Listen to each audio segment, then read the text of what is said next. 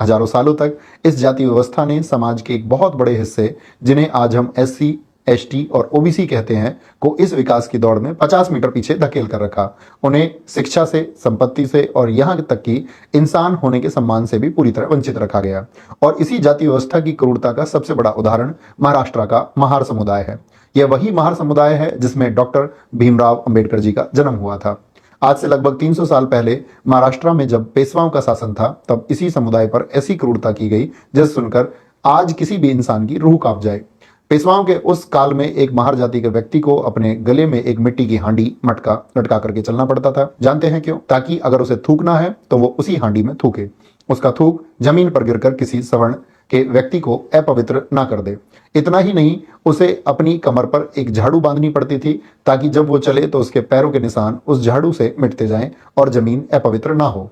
और सुबह और शाम के समय सार्वजनिक सड़कों पर चलने की मनाही थी ताकि सूरज की रोशनी में भी उनकी लंबी परछाई किसी स्वर्ण पर ना पड़ जाए। पहचानने के लिए उन्हें अपनी कलाई या गले में एक काला धागा पहनना पड़ता था ताकि कोई गलती से उन्हें छू न ले। महात्मा ज्योतिबा फूले की एक 15 वर्षीय छात्रा मुक्ता साल्वे ने लिखा है कि पेशवाओं के शासन में अगर कोई महार जाति का व्यक्ति किसी व्यायामशाला अखाड़े के सामने से गुजर जाता था तो उसका सिर काट दिया जाता था और उस कटे हुए सिर से बैट बॉल खेला जाता था। इस समुदाय के लोगों को खाने के लिए पशुओं के गोबर से अन्न के दाने छानकर निकालने पड़ते थे।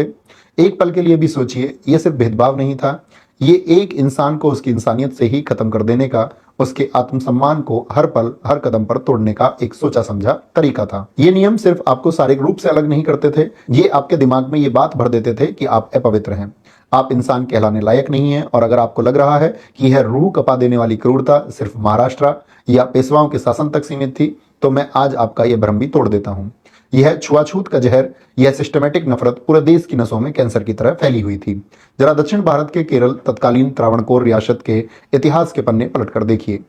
आज हम महिलाओं के सम्मान की बात करते हैं, लेकिन क्या आप जानते हैं कि वहां दलित और निचली जातियों जैसे नादर और एजवा समुदाय की महिलाओं पर मूलाक्रम यानी ब्रेस्ट टैक्स लगाया जाता था। अगर समाज के वंचित तबके की कोई महिला अपने शरीर का ऊपरी हिस्सा यानी कि सीने को कपड़े से ढकना चाहे तो उसे सवर्णों को इसके लिए बाहरी टैक्स देना पड़ता था। इंसानियत को तार तार कर देने वाला यह टैक्स तब तक खत्म नहीं हुआ जब तक 19वीं सदी में नांगेली नाम की एक वीरांगना में विरोध में अपना स्तन काटकर उनके सामने नहीं फेंक दिया और अपने प्राण नहीं दे दिए। क्या आप सोच सकते हैं कि किसी इंसान से उसकी गरिमा इस कदर तक छीनी जा सकती है? इसी दक्षिण भारत में डिस्टेंस पॉल्यूशन, दूरी से अपवित्रता का एक क्रूर नियम था। मतलब अछूत को सिर्फ छूने से पाप नहीं लगता, बल्कि एक अछूत को किसी ऊंची जाति वाले से 64 या 96 कदम दूर चलना पड़ता था ताकि हवा में उड़कर भी उसकी अपवित्रता उन तक ना पहुंच जाए। इसी वजह से स्वामी विवेकानंद जी जो 1892 में केरल की यात्रा पर थे तो उन्होंने केरल को पागलखाना, ल्यूनेटिक एजाइलम कहा था। अब जरा उत्तर भारत की तरफ चले आइए।